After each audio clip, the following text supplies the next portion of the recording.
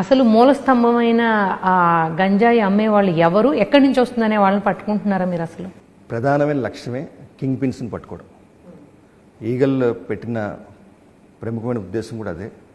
ఇటీవల కాలంలో case study మనం చూస్తాం. ఏఎస్ఆర్ జిల్లాలోని రాజస్థాన్కి సంబంధించిన కొంతమంది వాళ్ళు ఒక స్వీట్ షాప్ నడుపుతున్నారు ఏఎస్ఆర్ జిల్లాలోని. సో లోతుగడ్డ అనే ప్రాంతంలో, అంటే మారుమూల ప్రాంతంలో స్వీట్ షాప్ పెట్టారు. అదేవిధంగా పాడేరులో కొన్ని హార్డ్వేర్ షాప్స్ పెట్టారు.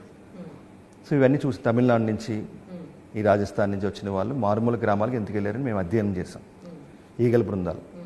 సో ఈగల్ సర్విలెన్స్ మొదలుపెట్టింది. దాంట్లో మాకు అర్థమైంది ఏంటంటే, ఇంకా వాళ్ళు ఉన్నది స్వీట్ షాప్ కోసమో హార్డ్వేర్ షాప్ కోసం కాదు, వాళ్ళు ఉన్నది ఈ డ్రగ్స్ సరఫరా చేయడం కోసం.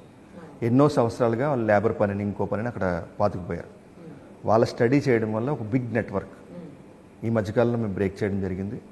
సుమారుగా ఒక గ్యాంగ్ని మేము 400 కేజీల గంజాయితోని వాళ్ళని అరెస్ట్ చేయడం జరిగింది.